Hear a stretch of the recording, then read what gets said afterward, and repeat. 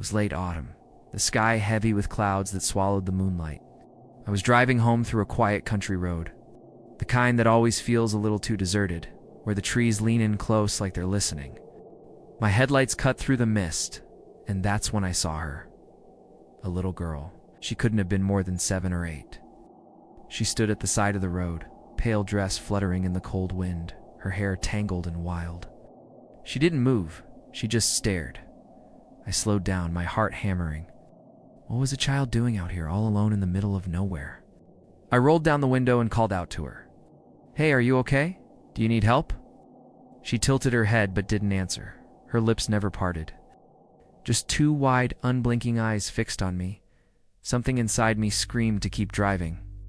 But the stronger part of me, the part that couldn't bear to leave a child abandoned, made me stop the car. I got out, the gravel crunching under my shoes, and walked slowly toward her. That's when I noticed something strange. There were no footprints in the dirt. The road was soft from earlier rain, but where she stood, nothing, like she hadn't walked there at all. Are you lost? I asked again, forcing a steady voice. Finally, she smiled, a small, cold smile that didn't belong to a child. Then, without warning, she turned and ran into the trees. I froze. Every instinct told me not to follow, but I did. The forest swallowed me instantly, my flashlight beam cutting through branches and fog. I could hear her giggling light, playful, like she was just beyond reach. Every time I thought I was close, the laughter moved deeper, further away. Minutes turned into what felt like hours. My breath turned white in the cold air. My legs ached, my nerves frayed. I shouted for her to stop, to come back, but she never did. And then silence. No laughter. No movement. Just the stillness of the woods pressing down on me. That's when I saw it. A doll. Lying in the dirt at the base of an old gnarled tree, its porcelain face was cracked, one glassy eye staring. I bent down to pick it up, and the air around me grew unbearably heavy, like I was being watched by something ancient and cruel. Then I heard her voice, right behind me. Why did you follow? I spun around, my flashlight shaking. She was there. The little girl, standing only a few feet away, but her eyes were black, bottomless. Her pale face stretched into a grin that showed far too many teeth. I stumbled back, nearly dropping the light. Go home, she whispered, her voice like a dozen voices layered together. Go home before they keep you too. And then she was gone. It's not ran, not vanished into the trees. Gana as if she had never been there at all. I don't remember how I found my way back to the car. I drove blindly, heart racing, until the road widened into the safety of streetlights. I told myself I imagined it, that it was exhaustion playing tricks. But when I got home, I saw something that froze my blood, sitting on the passenger seat. It was the doll. The same cracked porcelain face. The same glassy eye staring at me. I threw it away the next morning, but no matter how many times I've gotten rid of it, it keeps coming back. Always somewhere I'll notice it, the corner of my room, the back seat of my car, even once on my front porch. And sometimes, late at night, I hear that laughter again, light, playful, getting closer. So if you're ever driving down a lonely country road and you see a little girl in a pale dress standing by the side, don't stop, don't follow, because some children aren't meant to be found. The story begins with James driving home from a long trip. He's tired and hungry, so he stops at a local Walmart to get some food. When he walks inside, he notices a young girl sitting alone on a bench near the entrance. She's eating a bag of chips and crying. So James decides to ask her if she's okay. Hi, little girl, are you all right? The girl looks up at him with wide eyes and quickly wipes away her tears. She says yes, but then asks him for help to get a soda from the vending machine. James agrees and goes with her to the vending machine. They get the soda, and after they return to the bench, the girl tells him that she's waiting for her father, who went to speak with a store employee. She says that he'll be right back. James continues to talk with the girl until her father returns. He's an older man with gray hair and a nice shirt, but he isn't wearing any pants. The sight of the man makes James very uncomfortable. When the man turns his head, James sees that he has no face. Instead, there's a big gaping hole where his face should be. The man's eyes are also completely black. James tries to call 911, but the girl's father stops him and tells him not to bother. He says that he can take care of this. Then he picks up the girl and carries her over his shoulder like a sack of potatoes. The girl cries out in protest, but her father silences her by putting his hand over her mouth. James is horrified and runs away. As he drives home, he keeps thinking about the girl and can't stop replaying the horrible experience in his mind. He doesn't understand why the man didn't have any pants on or why he didn't have a face. He also wonders where the girl's mother was and why she wasn't with them. On the way home, he gets a phone call from the police, asking him if he saw anything suspicious at the Walmart. He explains what he saw, but the police don't seem to believe him. They think he's making it all up. The police also tell him that no one has been reported missing and that there haven't been any other strange activity at the Walmart. James hangs up the phone and continues to drive home. But soon he sees flashing lights in his rearview mirror. He pulls over and the police tell him that he was speeding. They let him off with a warning and he continues on his way home. When he finally arrives home, he's shaken by his experience at the Walmart. He thinks about calling the police again, but decides against it. He thinks that they wouldn't believe him and that nothing would be done about it. He goes to bed but can't sleep. Keeps having nightmares about the girl and her father. In the morning, he wakes up feeling refreshed, but he still can't shake the feeling that something is wrong. He decides to go back to the Walmart and see if he can find the girl or her father. When he gets there, he notices that the same girl is sitting on the same bench. She looks up at him and smiles. James is shocked and confused, but before he can say anything, she runs away. He looks around to see if anyone else noticed her, but no one did. It's like she had never been there at all. Discouraged, he goes home and tries to forget about the whole thing. But every time he closes his eyes, he sees the girl's face. One day, he sees a news report about a missing girl who looks exactly like the girl from the bench. The girl's name is Emily, and she has been missing for a week. The police are asking for anyone with information to come forward. James knows that he saw Emily at the Walmart, but he doesn't know what to do. He's afraid that people will think he's crazy if he tells them about the Faceless Man. He continues to struggle with his guilt and fear. He feels like he could have done something to help Emily, but he didn't. He also can't understand why he saw the Faceless Man, or what happened to him. One night, James hears a knock at his door. He opens it to find two police officers standing on his porch. They ask him if he's the person who called in the missing persons report for Emily. He says yes, but then they tell him that they are actually there to ask him some questions about the Faceless Man. He's confused and asks them what they're talking about. But then he remembers the incident at the Walmart and realizes that they were talking about the man without a face. The officers explain that they've received several calls from people who have seen a man matching the description of the one our James saw. They also tell him that they think the man may be responsible for several other missing persons cases. James is shocked and frightened. He never imagined that the man was a serial killer. He tells the officers everything he remembers about the man and the girl. He describes how the man had no pants on and how his eyes were completely black. The officers thank him for his help and tell him that they'll be in touch if they need anything else from him. As they walk away, James can't help but feel like they don't really believe him. He knows that what he saw was real, but he's not sure if anyone will ever believe him.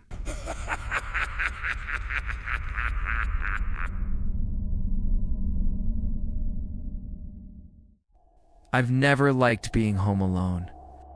I was 17, and my parents still treat me like a kid sometimes. But that weekend, they trusted me enough to leave me alone while they went to a wedding out of state. I remember thinking it would be fun, pizza, video games, late-night movies, total freedom. By the second night, I was already getting bored. It was just after 1 a.m., and I was in bed scrolling through TikTok when I heard it. A soft metallic clang. I froze. It wasn't loud, but it was sharp, like something had hit the air vent cover near my bedroom ceiling. I muted my phone and listened. Nothing. Probably the house settling, or maybe the cat. Except I don't own a cat. I sat up and stared at the vent. It was one of those rectangular ones, just above the closet door. I watched it for a while, but there was no movement. I figured I was just being paranoid and went back to my phone. Then I heard it again. Clank. Clank. This time it was unmistakable. Something inside the vent was crawling. I jumped out of bed and turned on all the lights. Every logical part of my brain screamed it's a raccoon or a squirrel somehow got in the ducts. But the way it moved, slowly, deliberately. It didn't sound like an animal. It sounded like knuckles dragging along metal. I stood on my desk to get a better look. The vent cover was dusty, undisturbed. But just as I was about to step down, I caught something. Behind the slats, a glint of an eye. I fell backward off the desk. When I scrambled to my feet, the eye was gone. I grabbed a broom, unscrewed the vent cover, and shone my flashlight into the duct. Nothing, just darkness and dust. But the air coming from inside was cold, far colder than it should have been with the AC off. That was it. I wasn't about to sleep in that room again. I grabbed my blanket, phone, and charger and went to the living room to crash on the couch. I didn't care how childish it felt, I was freaked out. I had barely dozed off when I heard another sound. This time, it came from the kitchen. It was soft, like someone sliding their fingers across the counter. I held my breath. I could hear it more clearly now. Tap, tap, scrape. I crept toward the kitchen with my phone flashlight shaking in my hand.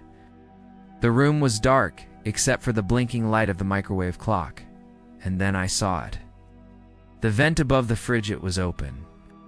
The metal grate hung at an angle, and on the counter below were handprints. Greasy black smudges, human-sized. That's when it hit me. Someone wasn't trying to get into the house. They were already inside the vents. I called 911 immediately. While I was on the line, I heard something crash in the hallway. I ducked behind the kitchen island, whispering to the dispatcher. I think someone's here. My whole body was trembling. The operator kept telling me to stay calm, but then the line cut out. No goodbye, no static, just silence. I peeked over the counter. A man covered in dust and filth. Clothes shredded like he'd been living in a crawl space was standing in the hallway outside the kitchen. He didn't say anything, just stood there, staring at me. Then he smiled. A long, unnatural grin that stretched too far across his face. I bolted out the front door barefoot, screaming. The neighbors woke up from the noise and came outside. Someone called the police again. I was shaking so hard I could barely speak. When the officers searched the house, they found what I feared most. There was a small entrance to the vent system in the attic, just big enough for a man to squeeze through. Inside the duct near my bedroom, they found food wrappers, empty water bottles, and a blanket. He had been living there, watching me, listening. For days, they never caught him.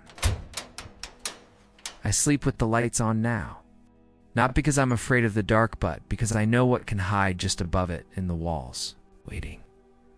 And if you ever hear something scratching inside your vent at night, don't ignore it.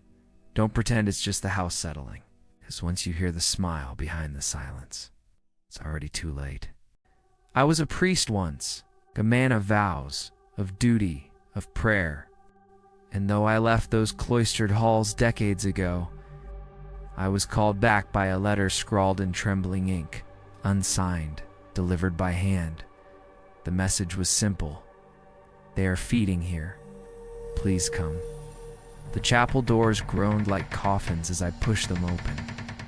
Moonlight slanted through stained glass, casting saints in fractured reds and blues, their faces warped and broken. The air was thick with the smell of ash. Pews lay scattered, splintered by claws or dragged aside for rituals I dared not name. I gripped the only things I had: a silver crucifix, a flask of holy water, and the brittle remnants of my faith. And then I heard it, a whisper of robes brushing stone. Monks, dozens of them, but their eyes glowed like embers in a pit. Their mouths hung slack, teeth blackened and wet. The brothers I once prayed beside now moved like carrion beasts. They didn't rush me at once. They circled, hissing, waiting for some unseen signal. And when I lifted the crucifix, I felt their hunger recoiled only for a heartbeat. Faith may fade, but relics still burn. I stumbled deeper, down the spiral stair into the catacombs, where generations of the faithful once lay in peace. Now, those tombs yawned open, coffins split, bones dragged across stone floors. A feeding ground, a nest.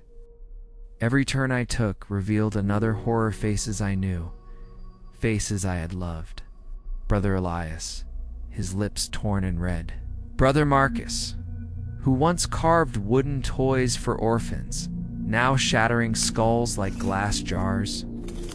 Every step forward was another prayer half forgotten, another strike with holy water that hissed like fire when it touched their skin.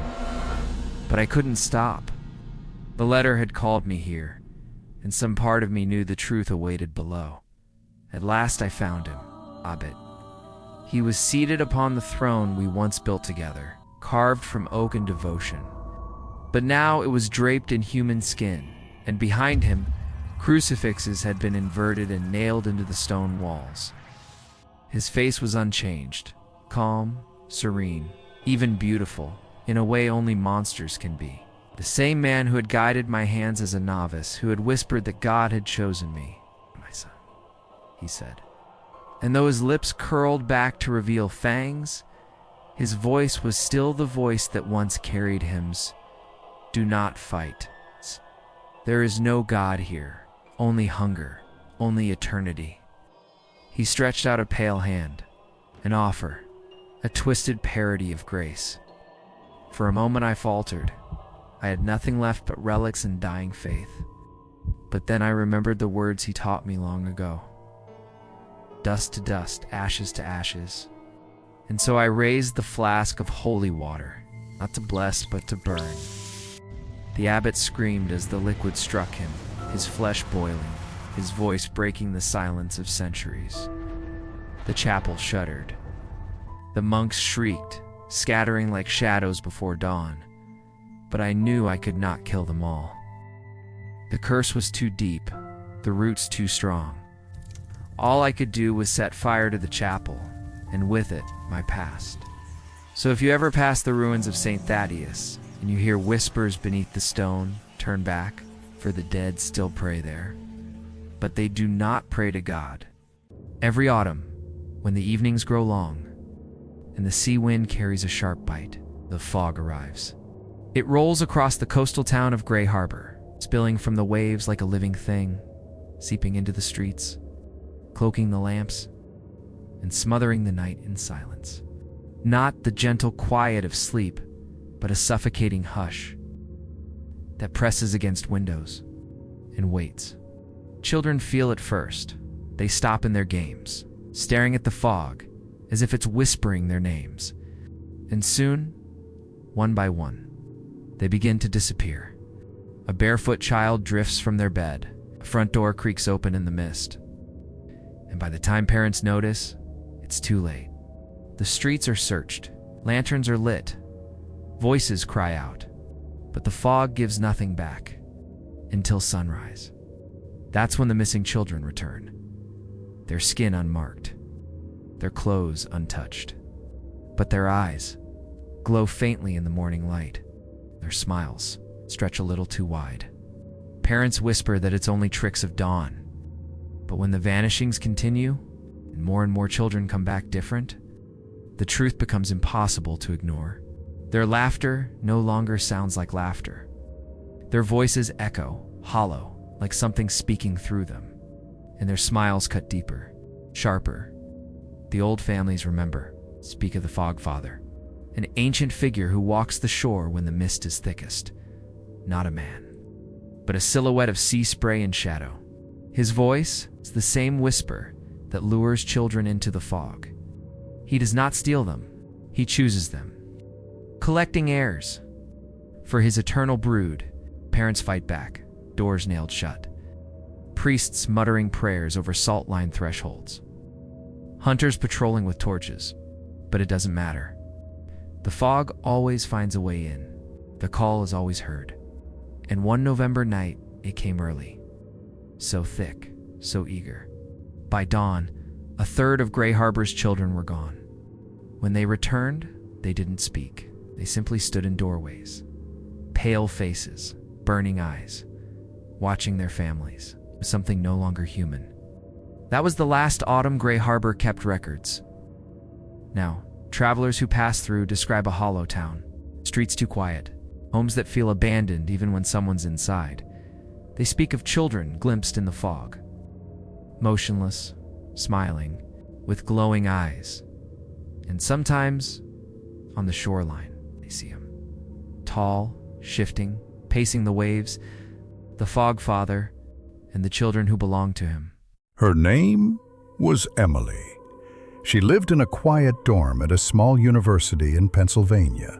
Her roommate, Anna, was kind, polite, and always smiling. But from the very first week, Emily noticed something strange. Anna never slept. She would lie in bed, perfectly still, eyes open, staring at the ceiling until morning.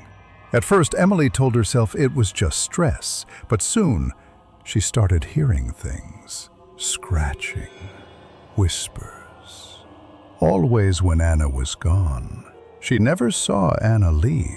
She was just suddenly gone. And just as suddenly, she would be back. Where do you go at night? Then the dreams began. She'd wake up gasping, heart racing, but Anna was always awake. And then one night, she wasn't in her bed at all. Where is she? That's when she saw it. Her skin wasn't right. Too smooth, too pale, like something stretched tight over bones. Emily knew then this wasn't just a girl. What are you? Why yell? But by then, it was already too late. Emily tried to run, but her body wouldn't move. Anna stepped forward, and Emily saw the truth. You're not real. Anna smiled, but her mouth didn't. And then she began to peel. When the RA finally came, Anna was gone. No one remembered her. But she was real. But Emily knew the truth, because some nights she still hears her breathing. Weeks later, the university reassigned the room. They said she'd be living alone, kinda big for one person. But when she woke up the next morning, one bed was unmade. She never slept alone again. At first, it was normal. He moved into a cheap, off-campus apartment with a stranger he found online. The guy's name was Aaron. He was quiet, pale, and always seemed tired. The first week, everything was fine. But then small things started to feel wrong. He'd wake up in the middle of the night and hear someone whispering in the living room. But when he checked, Aaron's door was closed. One morning, he found muddy footprints in the hallway. The front door was locked from the inside. Neither of them owned boots. He mentioned it casually to the landlord. The landlord gave him a strange look and said, "You're not the first person to complain about that unit." But when he pressed, the landlord just shook his head and walked away. He told campus security once too, after finding the fridge open in the morning, milk dripping across the floor. They laughed it off. Said his roommate was probably just weird, but he swore he saw Aaron asleep in his room that same night. Things escalated fast. Sometimes, Aaron would come home late. Except he wasn't alone. My friend would hear the front door, then voices low, muffled like two men arguing. When he peeked out of his room, he saw Aaron standing in the dark, talking to someone who wasn't there. Then one night, he woke up to scratching sounds. Slow, deliberate, right outside his door. He called out Aaron's name. The scratching stopped. The next morning, Aaron acted like nothing happened. He started digging around. There were no records of Aaron ever enrolling at the college. No student ID, no class schedule. Even stranger, he found old mail shoved in the back of a kitchen drawer. Different names, different dates, all addressed to that apartment. Each letter was marked return to sender, like the people who lived there before just disappeared. When he asked Aaron about it, Aaron smiled for the first time. It wasn't friendly. It was like he was amused, like he knew something my friend didn't. The last night he ever stayed there. He woke up to his door slowly opening, just a crack. He pretended to be asleep, heart pounding. He could hear breathing, shallow, right at the edge of his bed. Then, in the faint glow of the street light outside, he saw Aaron's face. Not smiling, not angry, just staring. The next blink, the room was empty, the door wide open. He moved out the very next morning, left everything behind, clothes, books, furniture. But here's the part that still gets me. A few months later, he drove past that same building. The curtains in his old apartment window were open, and standing there was Aaron, smiling as if he had been waiting. To this day, no one knows who he really was or how he got inside, but my friend swears he still dreams of waking up to that sound. You know, people say houses don't hold memories, but the creaks in the floorboards and the groans in the pipes are just age, nothing more. But the house I moved into, it remembered. And the more time I spent there, the more it tried to make me remember too. I had just relocated after a bad breakup. I wanted quiet, space, something away from the noise of the city. The first night, I noticed the smell.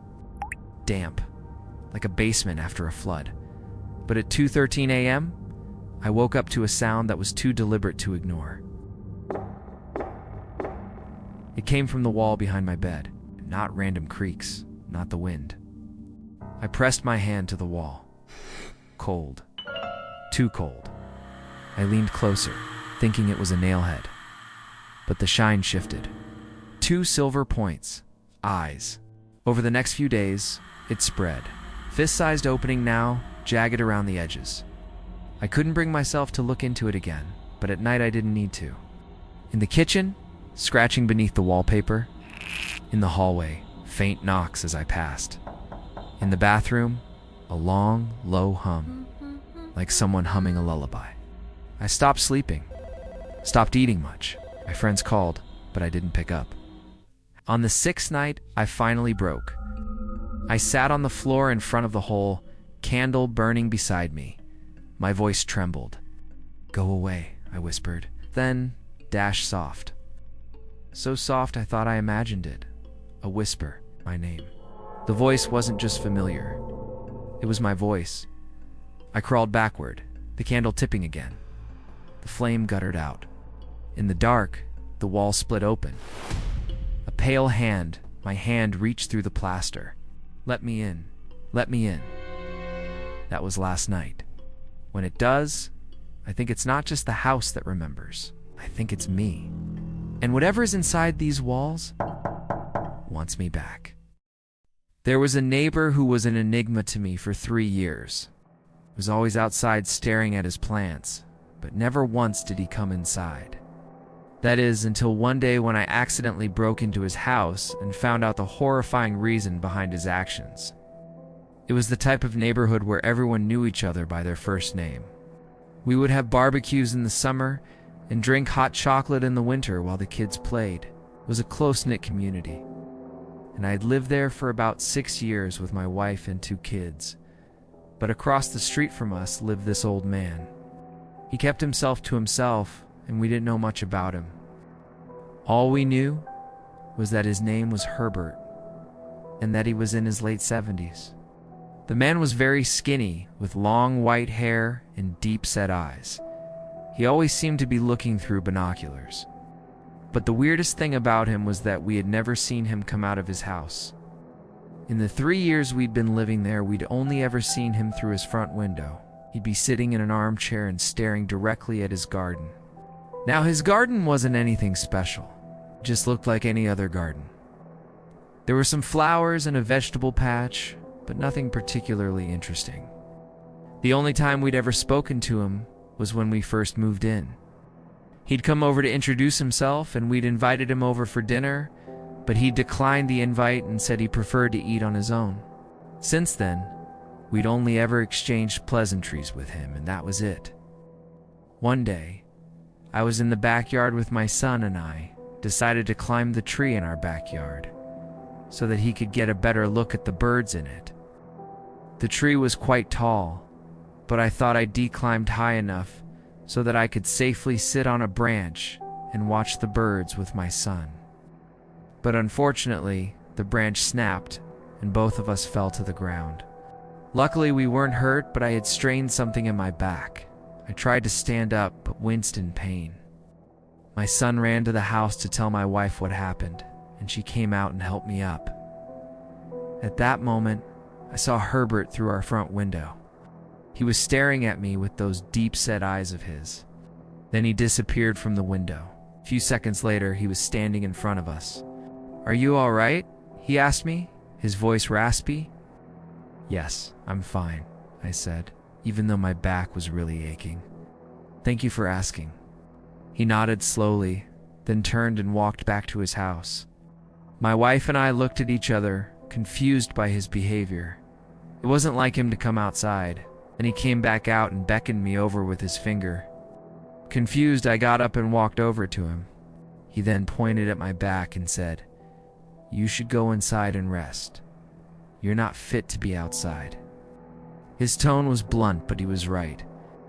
My back was aching, so I told my wife I was going to lie down for a bit and headed into the house. A few hours later, I heard a knock on the door, opened it, and there was Herbert holding a casserole dish. "I made this for your son. It's chicken and rice," he said. My wife took the casserole dish from him and thanked him. Then he said, "And I also made this for you." He held up another casserole dish. This one had spaghetti in it. "Oh, thank you. It's really kind of you, Herbert, but I don't want to impose." "Nonsense.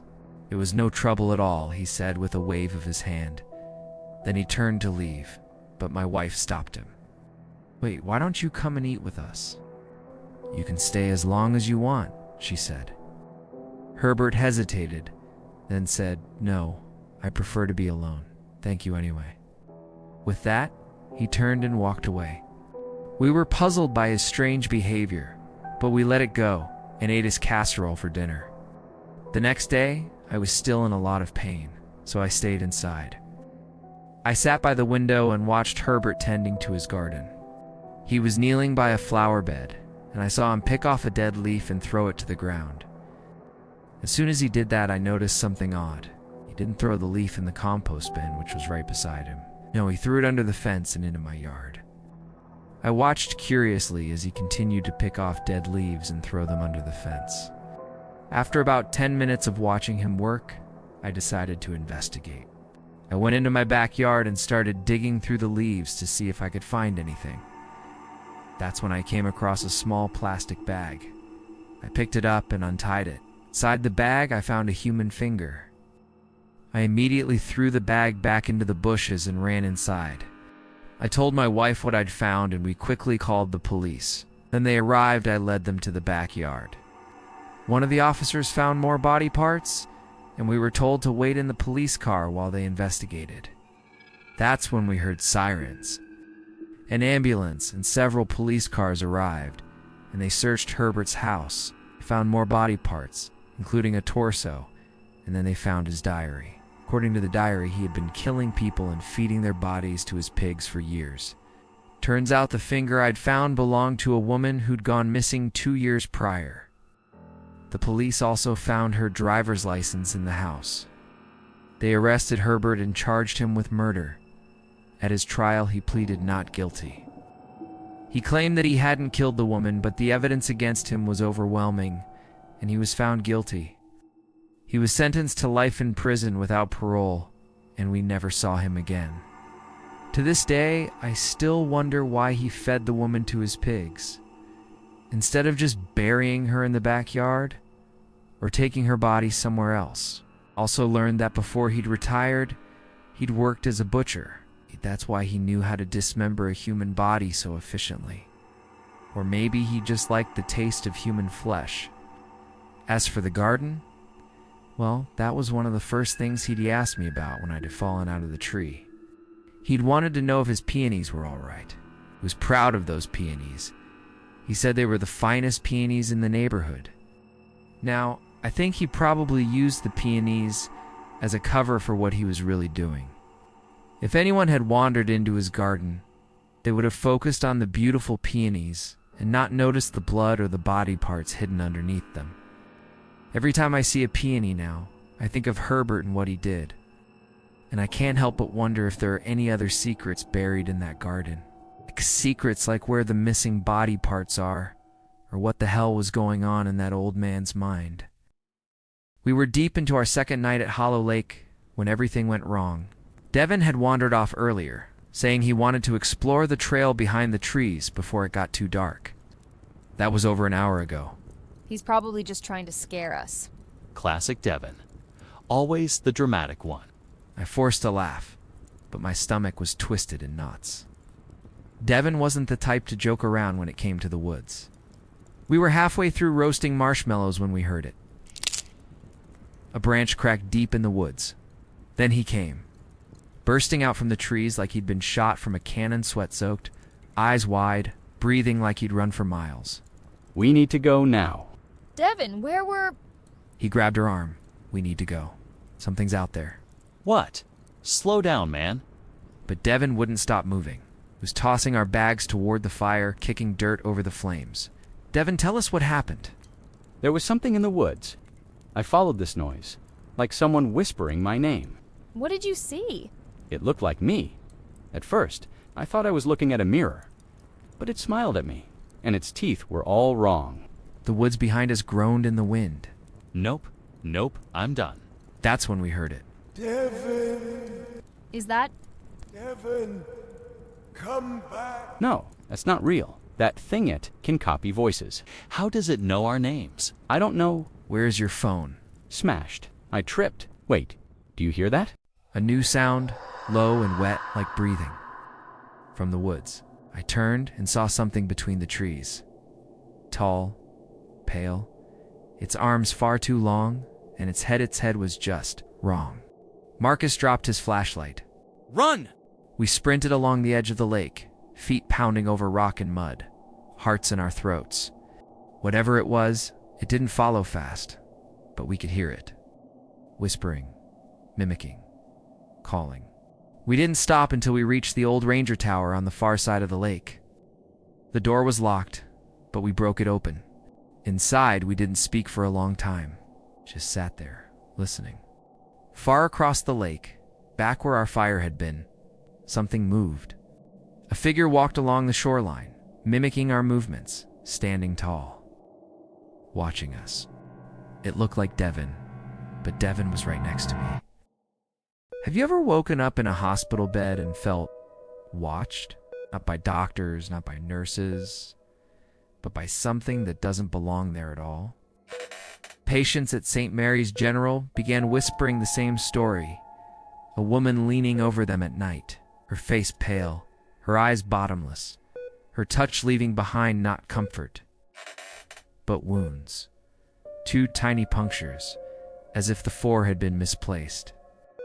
The staff laughed it off until the complaints kept coming, and one by one, patients started dying. I was there. Not as a patient, but as a doctor. And I'll never forget the night I learned the truth. The hospital corridors were long and hollow, their fluorescent lights buzzing faintly, giving off more shadow than light. Past midnight, the halls should have been silent. But the patients stirred in their rooms, thrashing in nightmares, calling out in terror. I made my rounds, clipboard in hand, but their words chilled me. Every patient described the same thing: a nurse in white, leaning over their beds, whispering to them in a language no one recognized.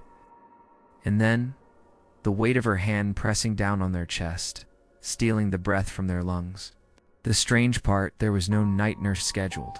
Not on those wards, not at those hours. Security was called. Cameras were checked. Nothing.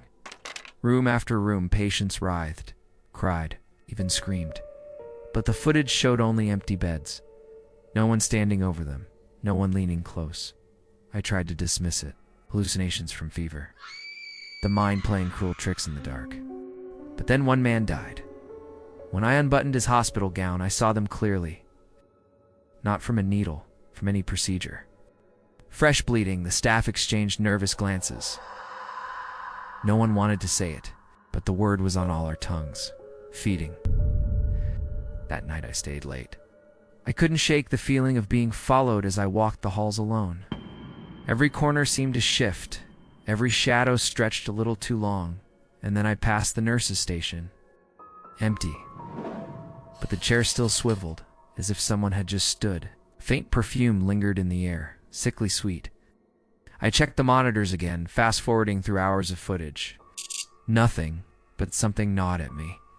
The patients' accounts were too consistent, too detailed. They weren't imagining it. On impulse, I reversed the footage, and that's when I saw her. At first only a flicker, like static in human shape. But as the frames unwound, her form solidified. She appeared in reverse, bending away from patients instead of towards them. Her lips peeling back, releasing blood instead of drinking it. Her movements too smooth, too perfect, as though time itself had rejected her. The night nurse.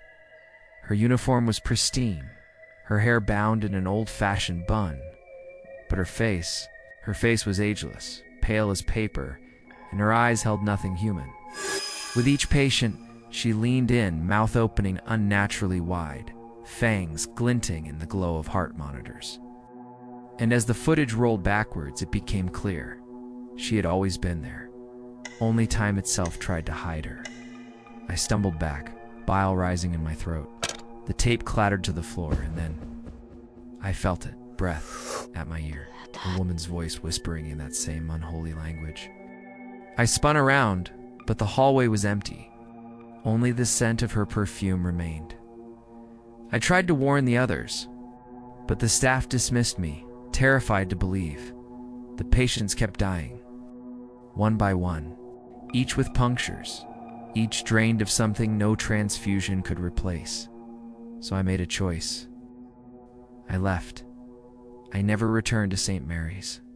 But sometimes when I wake in the dead of night, I feel her leaning over me, the weight on my chest, the breath at my throat. And I wonder, did she follow me home? Or did she never exist in time at all? Slipping between seconds, feeding where no camera can see. If you ever find yourself in a hospital room and you wake in the dark to a perfume you don't recognize, don't open your eyes, don't move, don't breathe. Because she's still out there, the night nurse. And if you see her, it's already too late.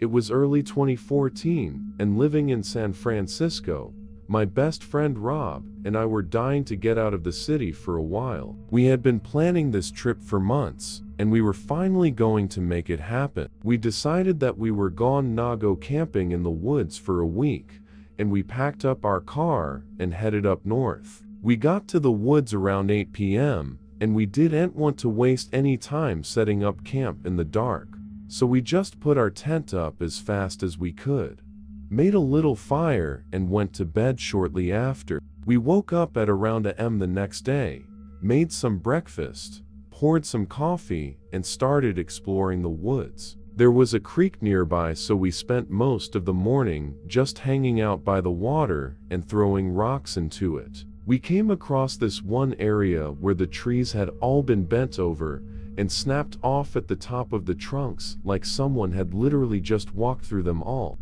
The forest floor was covered in these long, thin branches, and the whole area felt like this weird natural maze. It was super cool to see something like that in real life, because it looked like something from a fantasy movie. Rob started walking along the creek, and I followed behind him. We were talking and laughing and having the time of our lives. And then I turned around and realized that I couldn't see Rob anywhere. At first, I thought he was just ahead of me, but then I started to get really scared. I called his name a few times, and when I didn't hear back, I started to panic. I ran as fast as I could down the creek until I saw him sitting on a log with his head in his hands. "Rob, are you okay?"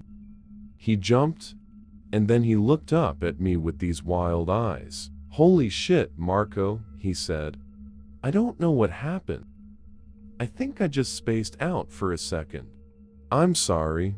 I could tell that he was lying, but I didn't know why, and at that point, I was just too worried about what might have happened to him to press it. "Let's just get out of here." And we headed back to the car without another word. All the way back at the campsite, I kept thinking about what had happened to Rob. Was there something wrong with him? Had he gotten hurt?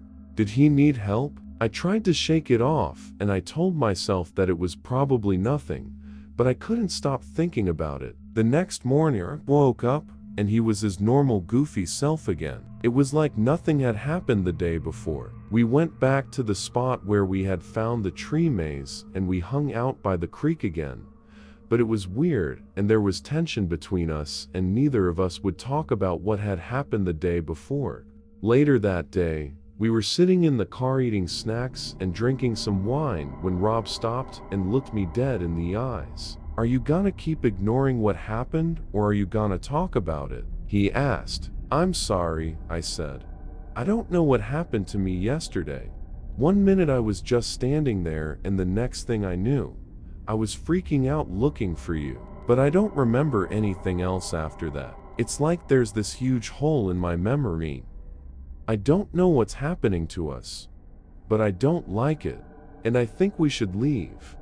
We packed up and we left that day, and we haven't been back to the woods since. The weird thing is that every time we try to talk about it now, we both get really freaked out, and we stop talking about it. There's always this tension between us whenever we try to bring it up, and it's been like this for almost 10 years now. It's strange because Rob and I are both pretty logical people. We believe in science, and we don't really believe in things like ghosts or magic or curses. So we can't come up with any possible explanation for what could have happened to us. I don't even know if I am doing the right thing by telling this story, because I don't even know if it is real. I mean, I know it happened, but was it actually real, or was it all in our heads? I don't know. Okay, let's rewind a bit. Let's start at the beginning. Like, how did we even end up in the woods in the first place? Well, as I said, Rob and I were best friends. We'd been friends since middle school, and we were super close. We did everything together, and we knew everything about each other. Growing up, we'd always talked about how we wanted to spend a week in the woods away from everyone, just the two of us. It was something that we always dreamed about doing, and we finally decided to do it in early 2014. We both had jobs that we liked, and we were able to take a week off work, so we started planning the trip. We decided to go to this one spot up north that we had seen on a TV show. It was supposed to be really beautiful and secluded and perfect for what we wanted to do. We bought a tent, a sleeping bag, and some other camping supplies, and we were ready to go. On the day that we left, we packed up the car and we hit the road around noon. The drive was about 5 hours, so we had plenty of time to listen to music and drink some beer and just relax. We made it to the woods around 8 p.m. and we were exhausted, so we just set up the tent as fast as we could, made a little fire, and went to bed. So yeah, that's the story of what led us to the woods that night. I honestly can't remember much from that night except for waking up in the morning and realizing that Rob wasn't there. I remember feeling really scared and confused and trying to find him and not knowing what had happened to him. But other than that, it's all just a blur. And then the next morning after we found each other, there was just this weird tension between us, and we didn't talk about it. We just packed up and left. So what do you think happened to us? Do you have any idea why we would have both blacked out at the same time, and then not remember anything? I don't know. Maybe it was some kind of mass hysteria or something. But that doesn't make sense either, because we both have degrees in psychology and we know all about stuff like that. It wouldn't have happened to us. Or maybe it was some kind of mental defense mechanism. Maybe we saw something that we weren't supposed to see. Or maybe we stumbled into some kind of dangerous situation and our minds just blocked it out. But if that was the case, why would we both do the same thing? And why would we both remember everything up until the point that it happened, and then nothing after that? It's so weird. I've done some research on it, and I found some similar stories online, but I've never seen anything quite like this. I don't know what to think. Now, some people might say that this is just a made-up story. They might say that it's just a horror story that I came up with to scare people. But I promise you that it's real. I know it sounds crazy, but I'm telling the truth. This really happened to me, and I don't know why. So if you have any ideas of what could have happened to us, please let me know. I'm desperate for answers. Maybe it was some kind of curse, or maybe there was some kind of evil entity in the woods that possessed us or something. I don't know. Maybe it was some kind of government experiment, or maybe we were abducted by aliens. Who knows? But seriously, if you have any ideas of what could have happened, please let me know. I'm so confused and I need help. Well, thank you for listening to my story. If you enjoyed it, please consider subscribing for more content, and I'll see you next time.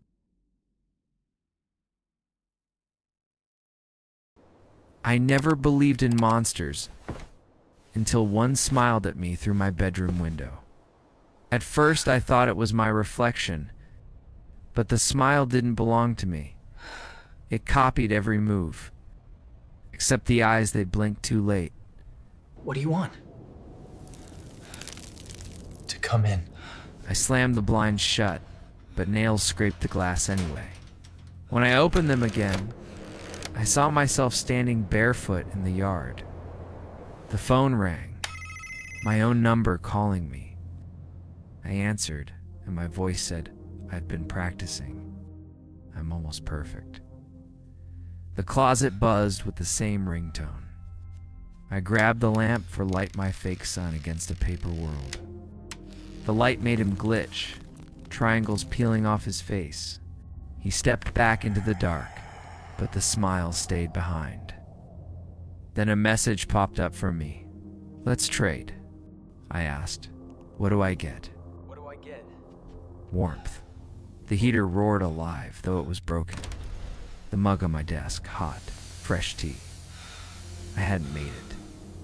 "And what do you get?" I asked. He typed. "To stop pretending outside," I told myself. "Don't move unless he does."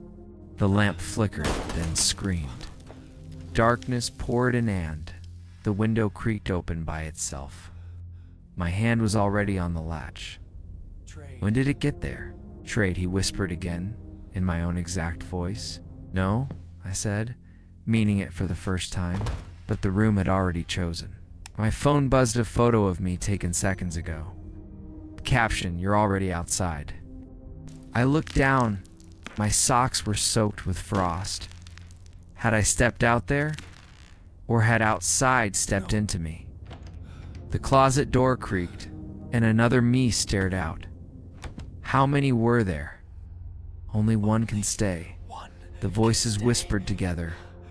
Lights flared white, blinding, and when they settled, only one Ethan sat at the desk, typing calmly. I called out, Mom. Her voice answered, "He'll call you back." Ethan at the desk turned my face, but easier somehow. "Oh, it's warmer now," he said. And I realized only one of us was breathing. Which one survived, I guess you'll never know. But if you see a smile in your own window, Don't wave back. I used to live in an old apartment during college. It wasn't much, just 2 bedrooms, a tiny kitchen, and a bathroom that constantly smelled like mildew. Rent was cheap, though, and I didn't mind the creaky floors or peeling paint. My roommate, Daniel, was quiet, maybe too quiet, but I told myself that was better than a loud one. At least, that's what I thought. The first strange thing I noticed was how rarely I saw him. I'd hear him moving at night, pacing back and forth in his room. Sometimes I'd hear him whispering, his voice low, almost trembling, but in the morning, his door would be locked. And when I left for class, I never caught him coming out. He didn't eat with me, never sat in the living room, and never used the kitchen when I was around. We were like ghosts haunting the same apartment, 2 people living separate lives, intersecting only when rent was due. One night, around 3 a.m., I woke to a sound that made my blood run cold. It was knocking. Slow, deliberate knocks coming from inside the wall. Not on my door, not in the hallway, from the wall between my room and Daniel's. I froze, holding my breath, listening. Then I heard it again. 3 slow knocks, then silence. The next morning, I asked Daniel about it. He looked exhausted, dark circles under his eyes. His answer chilled me. "I was trying to get your attention," he said softly. "But you didn't answer." I frowned. "Why not just knock on my door?" He stared at me for a long time, then whispered, "Because the hallway isn't safe at night." He said it like a warning, but before I could press him, he shut his bedroom door. That entire day, I couldn't stop thinking about it. What did he mean? The hallway isn't safe? From who or what? The nights got worse. I'd hear the pacing, the whispers, the knocks. Sometimes I thought I heard another voice in there with him, a deeper, rasping voice that didn't belong to anyone I knew. But when I asked, he always denied it. Then came the smell. It started faint, like rotting food left too long in the fridge. But soon, it filled the entire apartment. Sickly sweet, like spoiled meat. I checked the garbage, scrubbed the fridge, even tore apart the cupboards. But nothing helped. When I asked Daniel about it, he smiled faintly and said, "Don't worry, it's just him getting comfortable." I didn't sleep that night. The next week, I came home from class, and something felt wrong. The apartment was too quiet, the air heavy. I knocked on Daniel's door, but there was no answer. That wasn't unusual. But then I noticed something strange. His door wasn't locked. For the first time since I'd moved in, I turned the handle and pushed it open. The smell hit me instantly, gagging me. His room was dark, the curtains drawn.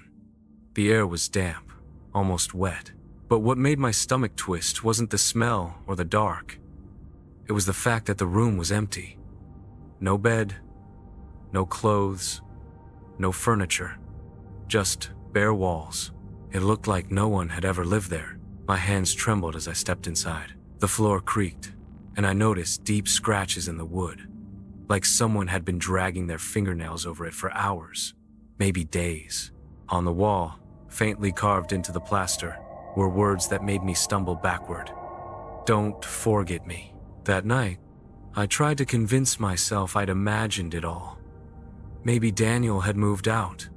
Maybe he'd taken everything while I was at class.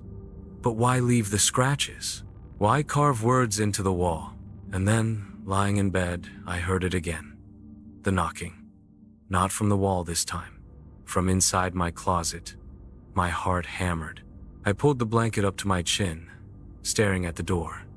The knocks grew louder, slower, deliberate.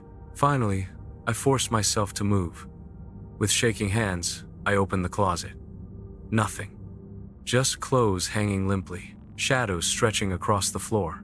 But when I closed the door, there it was, faint, but undeniable. Whispering. Right behind me. I spun around. Nothing. The next morning, I went to the landlord.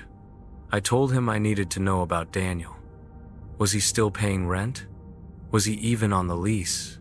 The landlord gave me a confused look. "Daniel?" he repeated. "Kid, you've been living alone since you moved in. That second bedroom's been empty for years." My mouth went dry. I tried to argue, but he shook his head. He showed me the paperwork. My signature was the only one. There was never a Daniel.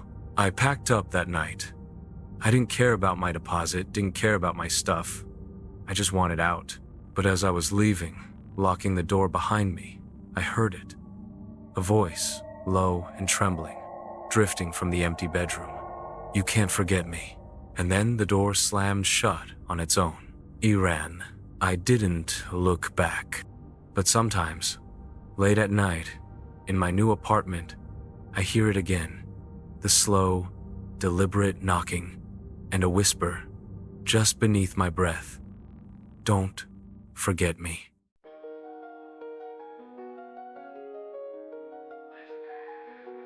Ain't no way you could run or escape. I'm the ghost in your head that keeps you awake. Feel the chill when the door starts to creak. Eyes in the dark, man, they never sleep. Got the whispers on the wind, they're calling my name. Every shadow in the house plays the same game. Heartbeat racing, you're feeling the strain. Time's running out, but you can't break the chain. Close your eyes, but they won't let you go. In the silence, hear the terror grow. Can you feel it? It's so close. A touch on your soul that you can't let go. Whisper in the shadows, creeping through the night. Cold hands on your skin, you try to fight. Can't run, can't hide, no matter how you scream. Welcome to the nightmare of your darkest dreams. Lights flicker, but it ain't the power failing. I'm the one in the corner, got your thoughts derailing. Screams in the attic, but you can't hear a sound. As you walk through the hallways, there's no one around. Creeping up the stairs like a curse in the mist. Twitch in your spine, man, you can't resist.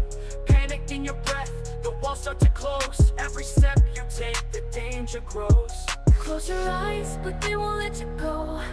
In the silence, hear the terror grow. Can you feel it? It's so close. A touch on your soul that you can't let go. Whisper in the shadows, creeping through the night. Cold hands on your skin, you try to fight. Can't run, can't hide, no matter how you scream. Welcome to the nightmare of your darkest dreams. Nightmares on repeat, heartbeats skip a beat. In the depths of the dark, can't escape this heat. Got your soul in a cage, no key, no way. You can pray to the heavens, but the demons still play. Whisper in the shadows, feel it take control. Can't escape the darkness, it's all in your soul.